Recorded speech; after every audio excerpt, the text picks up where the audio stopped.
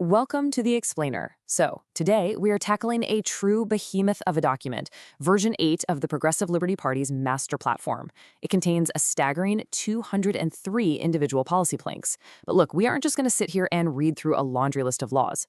Instead, we're zeroing in on something much more fascinating, which is the deeply personal philosophy behind the Progressive Liberty Party, or PLP. We're going to explore the unique, real-world experiences and the specific worldview that forged this incredibly detailed political roadmap. Here is our roadmap for today. We'll be covering a world upside down, the architect's background, universal humanist principles, the 13 macro categories, and finally, a living blueprint. Let's jump right in. Section 1. A world upside down. Diagnosing the current system. To really grasp the sheer magnitude of the PLP platform, we first have to impartially examine the author's deeply critical view of our modern civilization.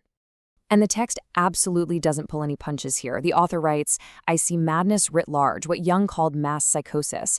It was the best of times. It was the worst of times." Using concepts from Carl Jung and Charles Dickens to basically frame a society in total systemic dissolution.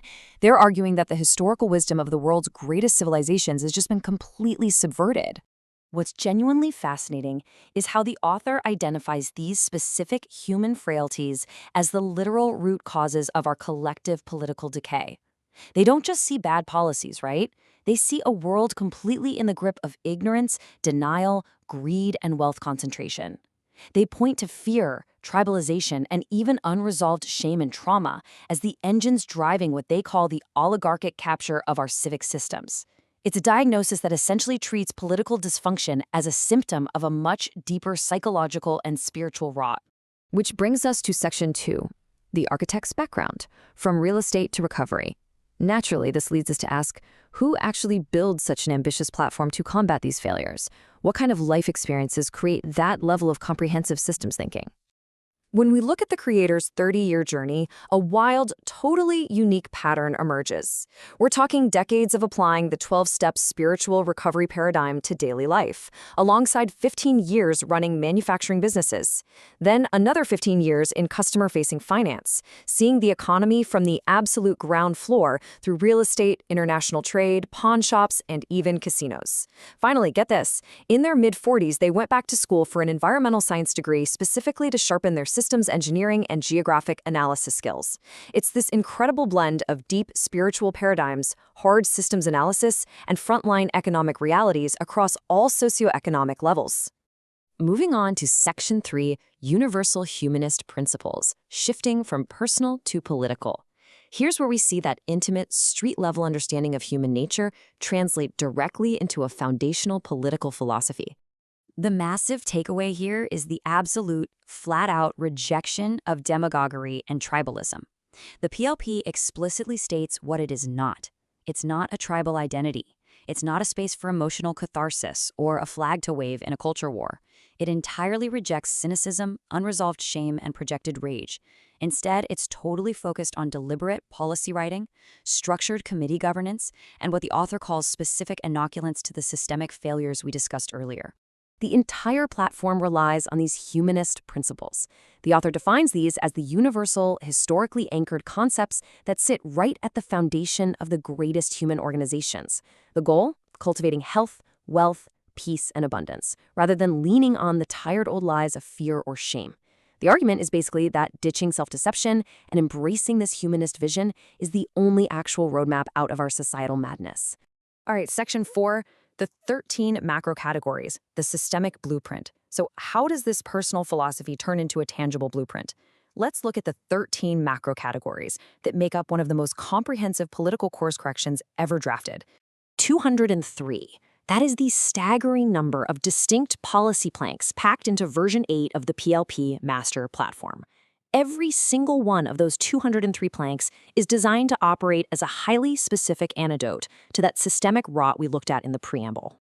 Looking at just a fraction of these 13 overarching categories, you can really see that systems engineering background kicking in.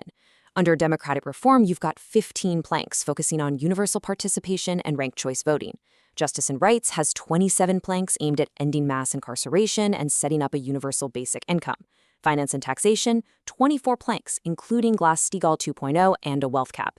Natural resources is the heavyweight with 41 planks covering public lands to deep-sea drilling, and statecraft outlines this fascinating sovereign diplomatic firewall to keep private capital out of global diplomacy. I mean, the scope is just breathtaking. You can literally see the anti-tribal, systems-level thinking materialize in these highly specific mechanisms.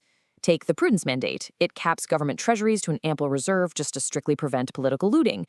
Or adaptive mutualism, which is this dual-mode economy balancing competitive free markets for discretionary goods with public guarantees for essential needs. Substantial unanimity acts as this anti-tyranny filter, demanding a two-thirds supermajority for military action or resource allocation. And my favorite, the inverted sovereignty, it radically flips the script, defining the citizen as the true executive and reducing the president to the role of the lowest administrative servant. And that brings us to our final section, Section 5, a living blueprint, the call to action. Despite the incredible density of this 203-plank platform, our final takeaway for this explainer is that the creator does not view this as some finished, dogmatic law. It's truly a living blueprint and a call to action. Actually, it's explicitly designed as a draft. If you look at the master platform, dozens of the planks are visibly marked as placeholders. The author actually notes, "I have only my own limited experiences, and you have what I lack." It's built on the premise that nobody is coming to save us, so it's practically begging for the collective expertise of everyday citizens to step up, review the data, and complete the work. Read the planks, fill in the blanks. So I want to leave you with this provocation to chew on. Are we ready to abandon tribal culture wars, step out of the dark territory, and actually fill in the blanks together? Consider whether you're ready to swap out projected rage for deliberate, structured policy. I highly encourage you to dive into the source material and see how these systemic puzzle pieces fit together for yourself. Thanks for joining me on this explainer, and keep questioning the systems around you.